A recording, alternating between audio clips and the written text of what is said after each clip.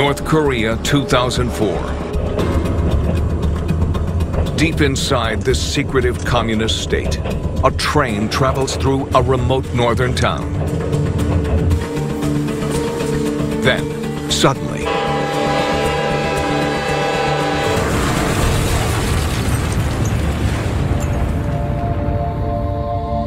in April of 2004, there was a massive train explosion in northern North Korea.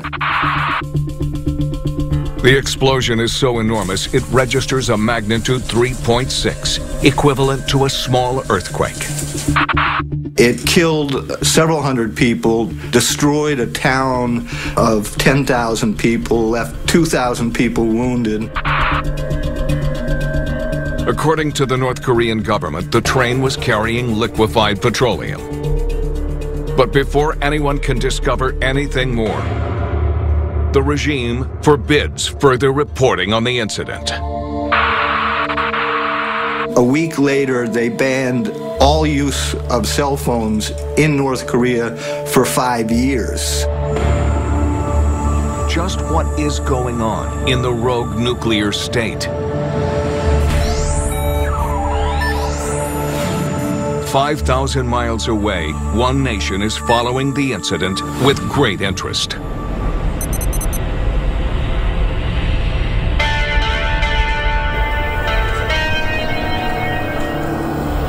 Mayor Dagan is Israel's top spy, the chief of the Israeli intelligence agency Mossad.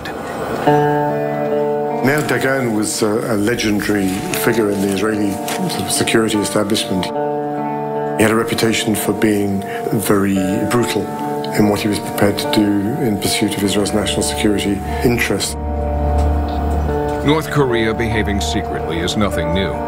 But what intrigues Dagan are intelligence reports that a Syrian aircraft has now landed in North Korea. Contact between North Korea and the Arab world is unusual and highly concerning to Israel. And that was when the Israelis started to take a closer interest in what was going on. The plane is supposed to be delivering aid, but instead, it seems it is being loaded with the bodies of victims of the crash. And the bodies are being transported in lead-lined coffins and are carried by men wearing chemical weapon suits. This is extremely strange. Then Dagan is informed that the bodies in the lead coffins are not North Koreans, but Syrian scientists. There were 12 Syrian scientists from something called the Syrian Scientific Research Center, their covert military research and acquisition center. It raises a terrifying possibility for Dagan. Could North Korea be helping Syria to build a nuclear weapon? Dagan has to find out more. It becomes a top priority for Mossad and will eventually lead to one of the most extraordinary black ops of all time. 2 years later, a woman walks into a London hotel bar. Her arrival is noticed by a man who's been drinking alone. But this is no innocent meeting. The man is a high-ranking Syrian nuclear official traveling to London alone. He comes to London, residing in a posh hotel. He has a meeting tomorrow morning in London, but he has the night or the evening to spend. He goes to the bar of the hotel and extremely happy that in the bar he meets a woman with a wonderful character. But what the Syrian doesn't know is that he is under surveillance. Mossad had been alerted to the Syrian's visit when he checked into a hotel under a false name. The Israelis dispatched teams of people to monitor him. Unaware he is being watched, the Syrian continues to flirt with the woman. And she's also impressed by him. He orders another drink and another drink, and he's confident that he has a wonderful way of spending the night. But he is also unaware that the woman is not as she seems. He doesn't know that this woman is a part of the Mossad crew, and she was there to keep him busy while her team is breaking into his hotel room.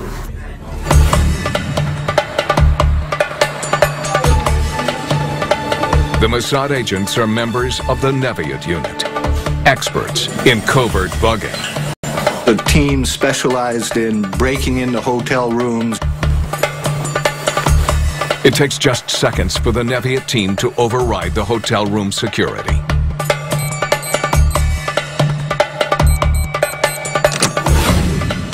Once inside, they realize they have hit the jackpot. The Syrian official has left his laptop completely unguarded. Immediately, they go to work. The Mossad was able to break in, get its hands on the laptop computer, and copy its contents off the hard drive. The agents transfer the entire contents of the computer hard drive to Mossad HQ in Tel Aviv instantaneously.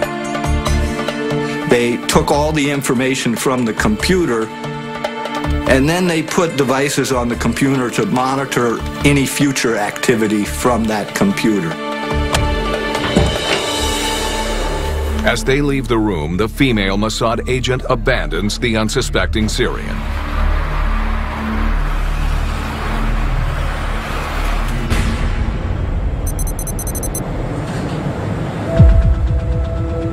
Within 15 minutes, Dagan and his analysts are looking at the files in Tel Aviv. What they found on his computer was really rather extraordinary. On one folder, they found JPEGs that looked very odd. Appearing on the screens in front of Dagan are hundreds of photos documenting the construction of a large industrial facility.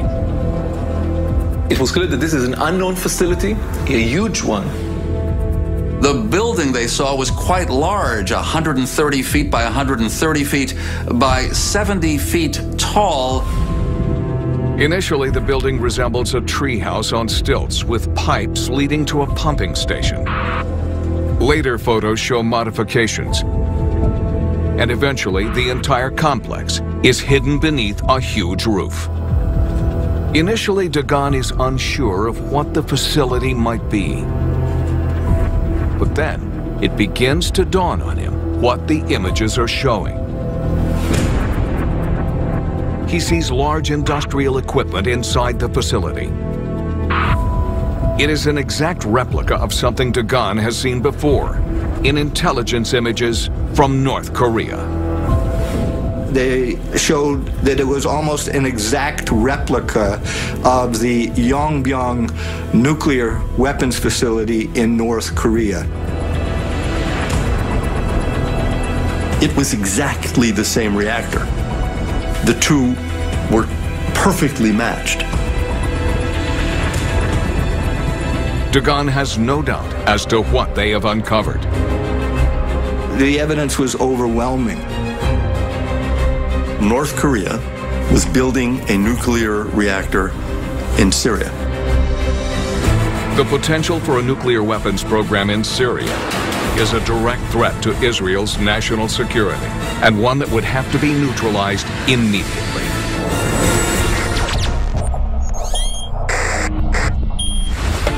In 2006, analysts for the Israeli intelligence agency Mossad have uncovered information indicating that Syria, with the help of North Korea, is in the process of developing a nuclear weapons program. Further evidence from the confiscated laptop of a Syrian nuclear official confirms their greatest fear. There were blueprints of the nuclear power plant. There were pictures of the nuclear power plant. The Israelis even had photographs of Syrians and North Korean nuclear experts together. It is Israel's nightmare scenario. A hostile nuclear power on its own doorstep. Whoever is building this has only one purpose: to assemble a nuclear bomb.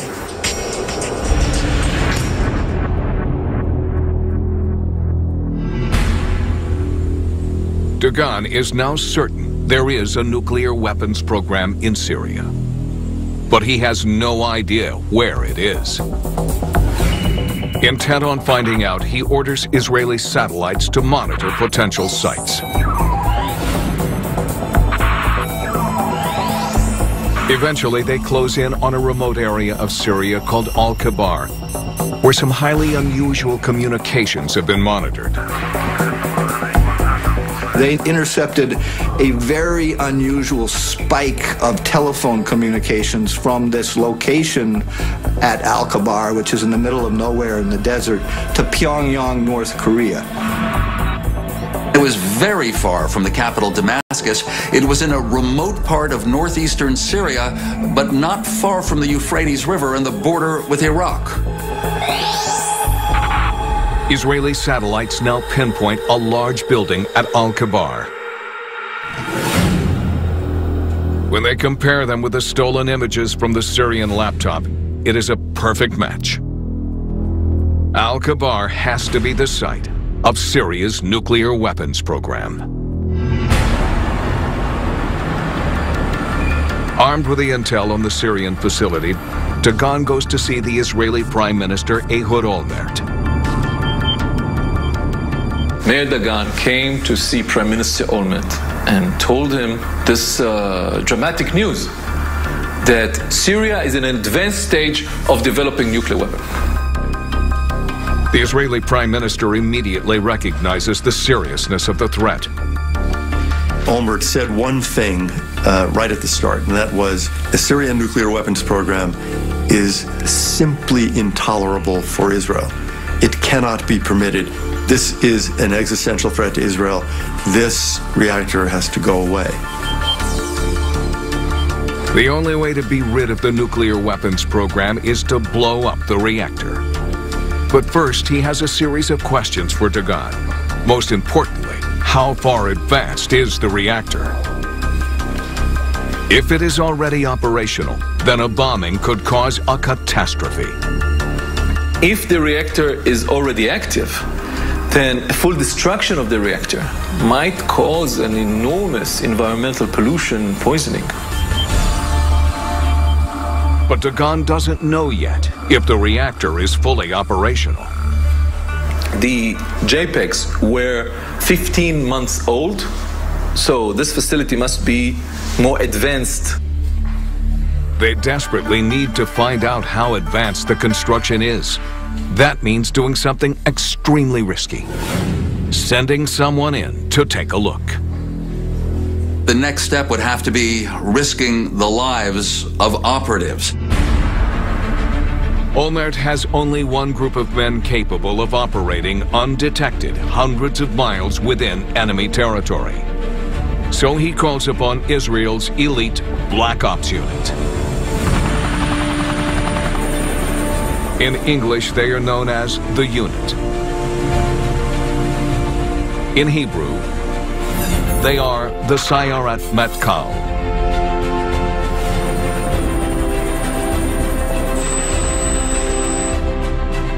Sayarat Matkal is the highest elite commando unit of the Israeli army.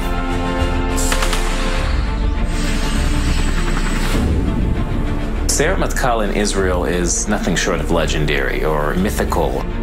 It's essentially the top unit in the army. Their job is to go on special operations that are considered beyond the scope of your regular troops. It's a unit modeled after the British SAS. SEAL teams are similar to it, Delta Force is similar to it. They're some of the most highly trained units in the world.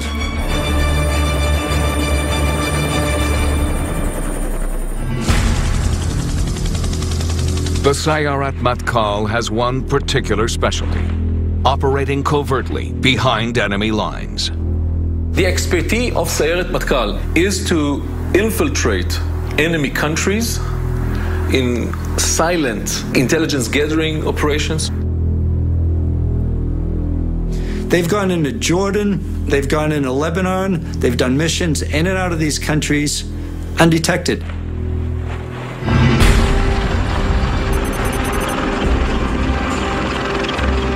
While never officially confirmed, it is believed that on an overcast summer night, the selected commandos prepared to set out on their mission. They head deep behind enemy lines to confirm the existence of the Syrian nuclear weapons program.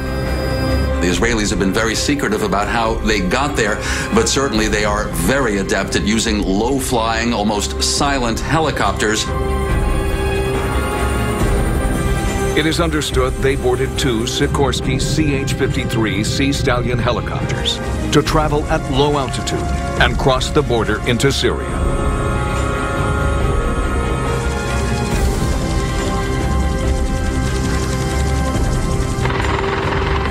The commandos are dropped a safe distance from the facility.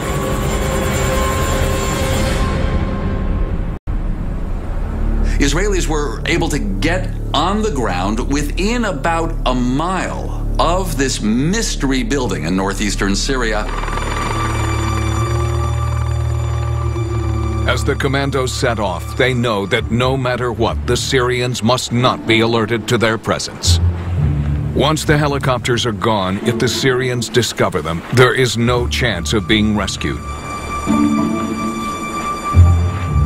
But that was an extremely risky intel gathering mission. If there was a mistake made and they were compromised, that could have been war.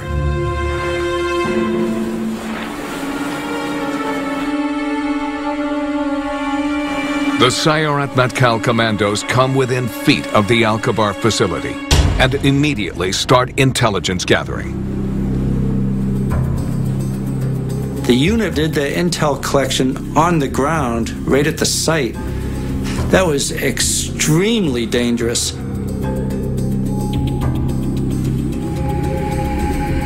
Collecting soil and water samples from around the facility is the most important element of the mission.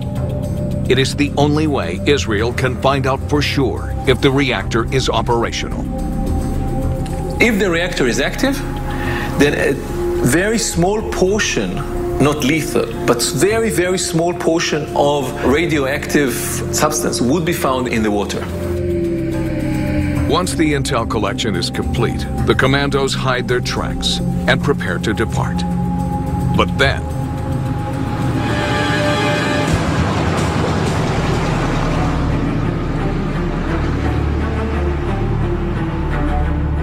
they were almost caught. They left the scene in the very last minute. the commandos remain undetected. And with the mission complete, they return to Israel with the soil and water samples. The results of those samples will soon set into motion a series of even more dangerous, covert missions into Syria.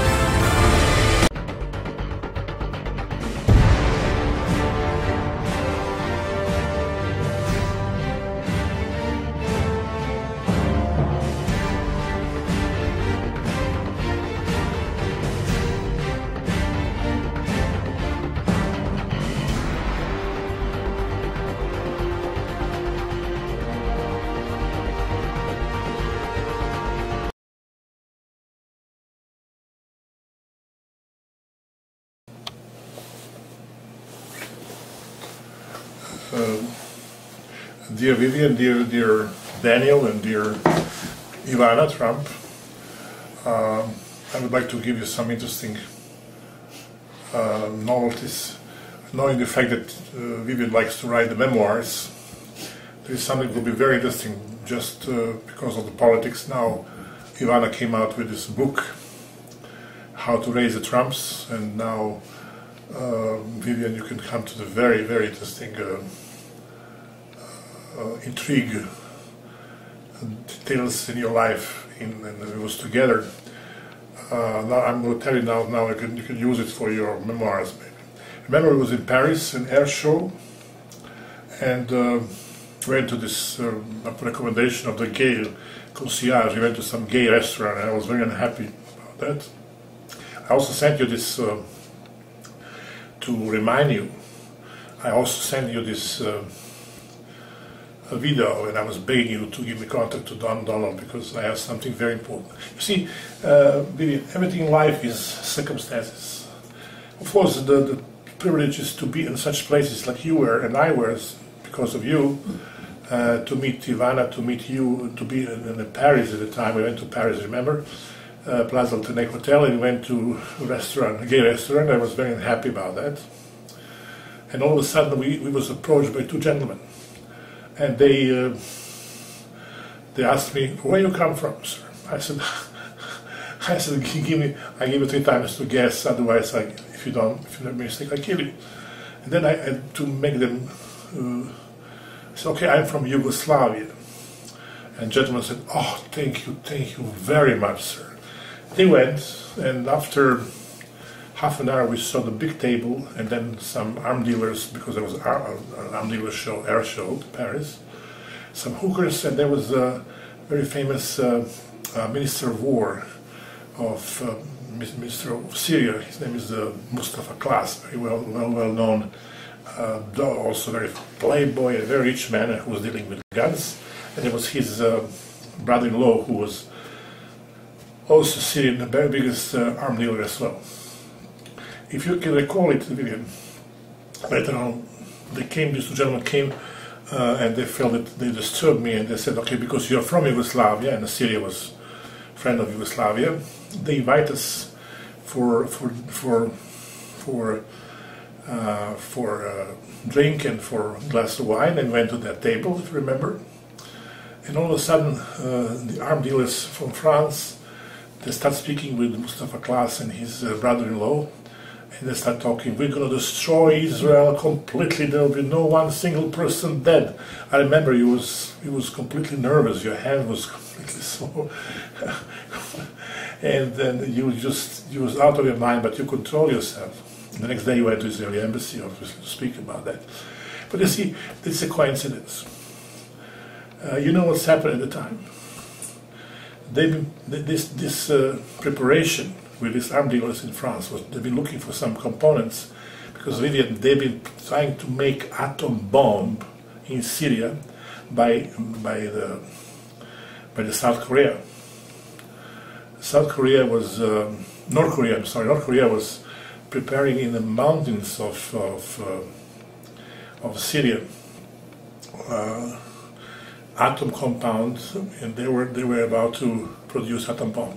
This is a very famous Mossad Operation Monhart was just going on. It was before that operation, because preparation for this huge compound, because they have to bring piece by piece from Korea to different places in the world. Of course, all people like French, English, or German, they've been helping them to produce this big place. But it was very lucky that Mossad made the best operation, and this is for sure. Even there, they were produced. You'll be able to see I'll send you the link of this Monhart operation. This is the biggest and the best operation ever of Mossad in history. How they discovered it, and how they found the computers of the major engineer, and they sent a nice lady, and wherever that they found out what they're doing, and then there was from A to Z example of the biggest operation in the history of the world. Could you imagine if they succeeded? They would really destroy the state of Israel with atom bomb. This so-called coincidence. Coincidence, Vivian, was that I was in Las Vegas. I told you about that when I met Ul Lapton, the famous battle journalist, and he introduced me to the source that he told me. He was only once able to speak. He never spoke anymore. Once he spoke, I was there, and when Hillary Clinton sold code, atom code, how the President of the United States is identifying himself. Just a few days ago, I said in the article that when a general of the American Army wrote in memoirs exactly down the situation, that in that period of time when this code was gone, was sold out, the United States was in the vacuum. If anything could happen that the United States would be threatened by any other country. Dear Vivian, you were not able to defend yourself, because could you imagine this negligence that the United States, the strongest army in the world at the time, did not have the button, did not have the equipment to use the bomb, because it was gone. And the general said, how is possible? This is something what I was telling, nobody believes me that, and still I'm able to show Donald, but now I'm coming back to the other topic, something more refreshing. Namely, when I was in the States, I got, I don't know how, I got one of the worst disease possible, so-called Lyme disease. Lyme disease came from the small insect that is in Lyme, Connecticut, place in Connecticut, remember Connecticut? That many children got this disease, they couldn't move, and it destroyed my immune system. And I also met a very famous, also by coincidence, with other patriots. I met also Jesse Ventura, the famous politicians and wrestler and men who have this famous program on television with Oliver Stone's son. He told me that, and it's also I can prove you, that this bacteria, which is very, very destructive, Borrelia, is produced on a small island, so-called Plum Island, nearby New York. If you go to internet, you put Jesse Ventura Plum Island, you'll be able to see that Nazi laboratory who moved from Nazi Germany to the United States have been producing this bacteria, and they've been selling them, they've been using them for military reasons like do everything else. So I got this disease. I wouldn't explain you how, but it's a long time. Anyway, I was unable, dear Vivian, to walk for years. I was even in the pool, I couldn't walk in the pool. So I decided to move from Belgrade to in New York. I called my insurance, Blue Cross Blue Shields. The insurance cost me $550,000 for this part of for this hospitalization, and I decided to stay here because I was already over 500. So in other words, I'll be not able to have more insurance. So I decided to stay here, and then I spent here more than $250,000. I was having 8 months without food. I was getting the needle here, and I got this without food. 2 months I was in the hospital to make my hormones back. Imagine if you didn't eat for 8 months. We just get this intravenous, and I got all the weight. Later on, I had to operate my hips because I had this problem with the hips, and I operated both hips. I replaced them, and then I had a car accident, so I was unable to walk for years. Otherwise, I will be in New York helping Donald, and as I said, this is a coincidence. Now let's come to some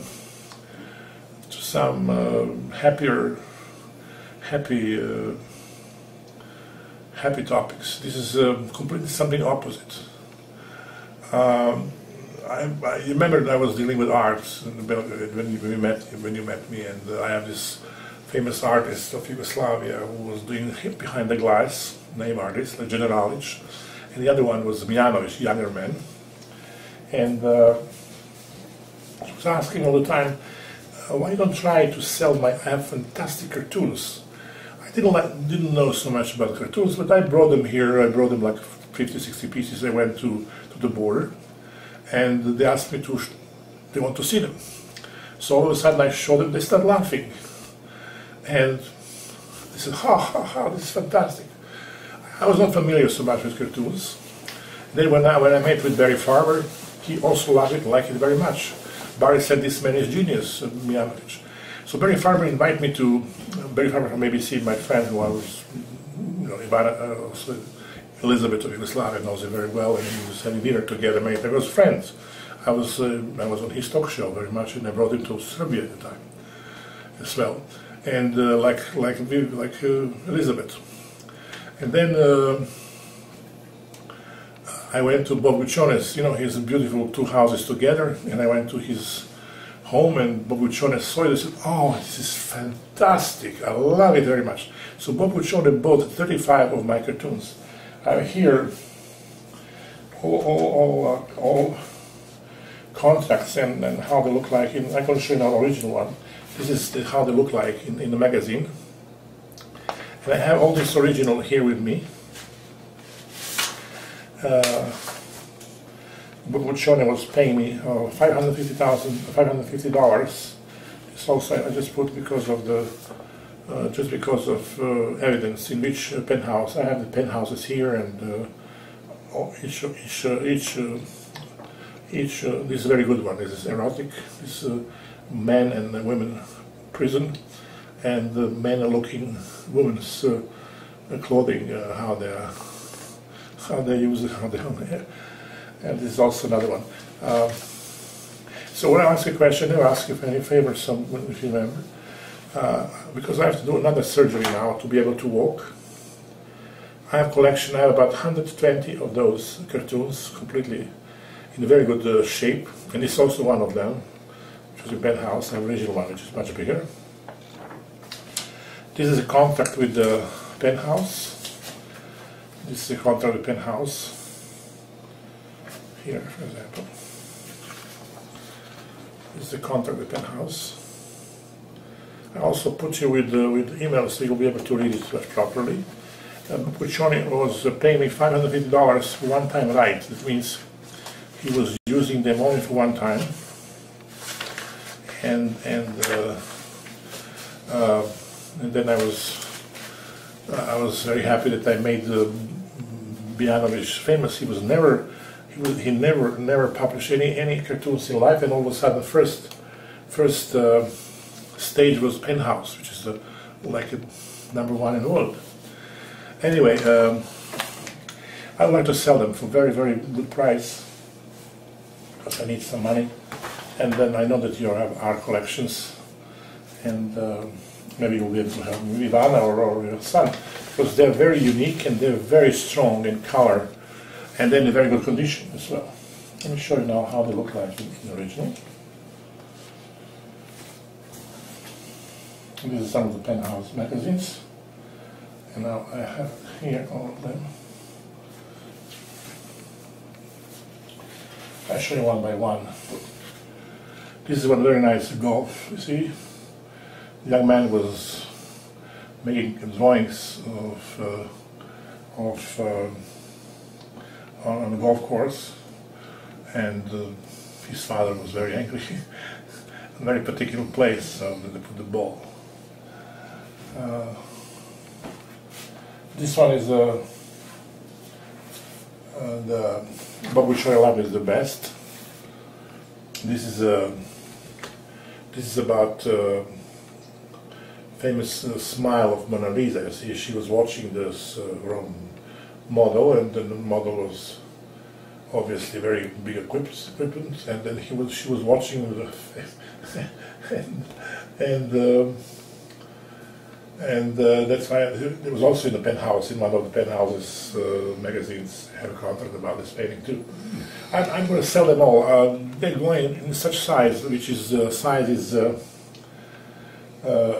going usually for original American ones, which are also in the group of Vianovich, because Vianovich became very famous now in America. They go about $2,200 each of this size. Original. I'll sell them for $900 because I need money, and I have 120 of them. I need to sell at least 50 to be able to maintain my further on for hospitalization. Just a moment. My friend, this is also a very nice one. Roma. See, the lover is behind her, and Roma is having doing his best to make her happy. And this is also one fantastic cartoon. This is very good quality of papers as well. You see, it's already 20 years old cartoons, or maybe 25, and it's still in very good shape because I put them in special cartoons, because I know that one day I'll be able to show them publicly. These are fountains. The lady just, she brought here the these little equipments in fountains to be able to. It's also a very good one.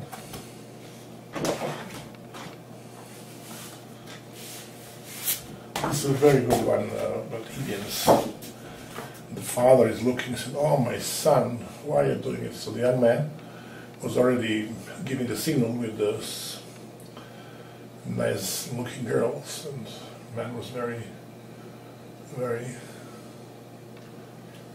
okay. So this here is also a very good one. This is like 4 paintings together. They're running after the man, and then they start talking, and the man says, "Stop." And he said that he's a drummer. So they give a good idea. So they made out of him, they made drummers. See, that's a very, very interesting one. And,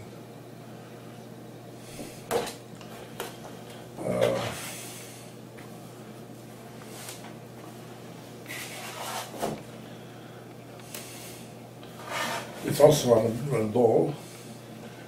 And see how they blow them up.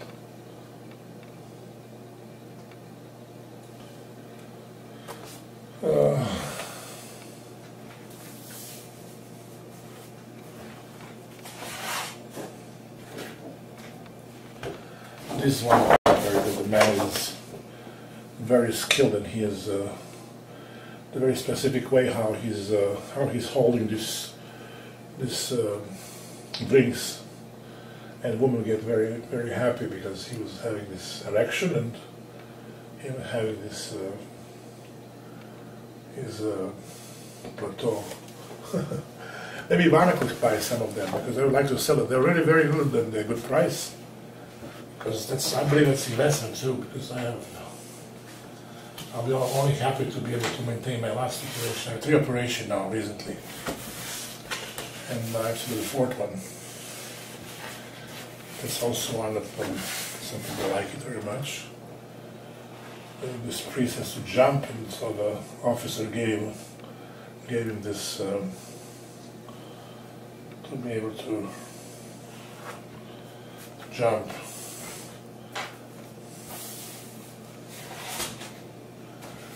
It's also very nice jungle.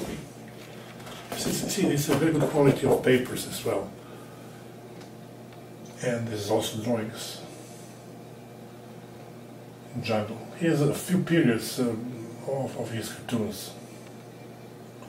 He became now a legend in the United States, and he is now in very many of. I bought those at the time when I had a lot of money.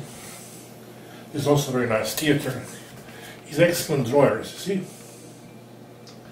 As ballet dancer, and having this girl on the theater.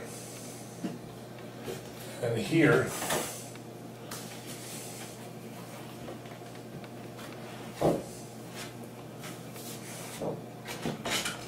that's a very good. The doctor came to visit the patients, and they opened it, and he found those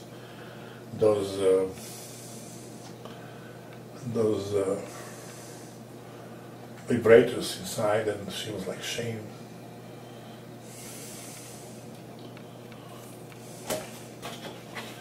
This one was also in a Penthouse magazine. This one was also 12 by 16.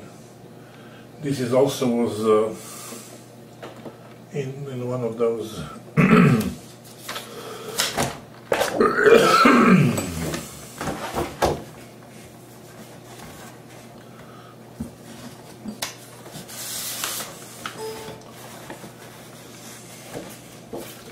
See this one here, this original one, it's 12 by 16 inches, and here's the original one in the Penthouse.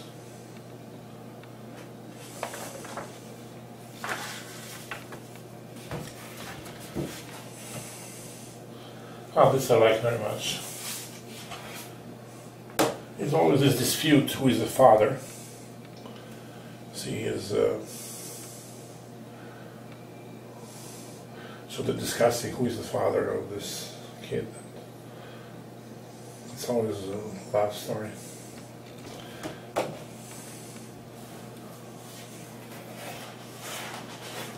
So there's a plenty of them. What I want to suggest to you, because it's very chaotic, I'm going to send you by email, so you're able to see them, and I'll send you if you're able to buy them, and I'll appreciate it. I'm going to send them by in a roll, and you can pay me by wherever we find a way how we can do that. Anyhow, Vivian, you see, it's life. This is amazing what they're doing to Donald. This is not to be believed how they are using his. He did a lot of things for American economy. I said from the beginning, he's an excellent politician. I love him very much. I love children, and he's little by little going on. And you see how these perversions, this Hollywood, how they're every day finding some way how to stop him, and the men really found a way to stop, to destroy, to put the border, to put the wall, because you cannot have these criminals all the time, and then you see how the Mexico looking like with the drugs and everything else, and how they're destroying America. And all his ideas are great, and but they're using these kids of Ivana in a very, very unpleasant way. I'm very unhappy about it. You see, the funniest thing is, if I was healthy, believe me, maybe it looks so funny, but I will be able to prove that Hillary Clinton is the biggest spy in the history of the United States. She's anyway the most immoral person. I know that because I was friend with the very famous FBI director in 5 states. His name is Ted Garrison. He was working with this Satanist, you know, these people there showing this.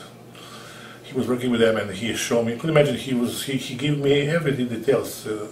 He was expert in them. He was working for Bailey, lawyer Bailey. Then he discovered how they are doing this terrible,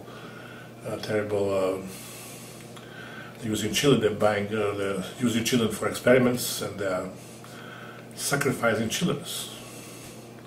We are now in Serbia also. They're stealing our children because our president is also a member of Bill Clinton's foundation, and they are buying, they're using children and using them for these experiments, which is tremendous. I did a documentary film about that as well, which was my most favorite film. It was my. But if I put all together, I wish I never did, because I'll be happier now. I wish I never did politics in my life, but fortunately I did a few films which are come in the history of films. One of them I saved the lives of the youngest victim of the government mind control, and I was so happy when she was due my film, and I showed the film to the Justice Department. She was rescued and she was sent to London for deprogramming process. And her name was Kelly Cox, and that's one of my memories. You see, but everything was so heavy because if the United States will be able to destroy Satanism and this the worst religion, people they're using this, they believe in devil, not in a God, then America will be never going forward. And that's why I love Trump. I love his family. They're very healthy people, and I love also that Israel, that Jerusalem, which is the capital of Israel. And that's why I wish you everything good, and if you'll be able to help me with this, I appreciate it very much. You just show I showed to Ivana, maybe Ivana could show to Donald. I want to sell all my collection, and I give them very, very good price, and the investment. Okay? I wish you everything good. I wish everything good to Daniel and to Ivana. She wrote a tremendous, successful book, How to Raise Trumps. And that's about it, okay? Okay, I hope to hear from you soon. I'm going to send to Daniel, to his office, this cartoons, so if you'll be able to call me or to give me a call or to send me emails, I'll appreciate it very much, so I'll be able to transfer, to send you cartoons to the United States. Okay, have a good day, and I hope this good weather will be one day. I learned that this weather is terrible in the United States. Snow and very bad temperature. Okay, my darling, and Daniel and Ivana, I wish you everything good, and hopefully maybe we see us. Who knows? Major thing is that I should stand up. I did 3 surgeries right in Novi Sad, in some private hospital, because they did the best. Now if I do the last one, the successful, I will be able to walk. Okay, I wish you everything good. Take care. Bye-bye.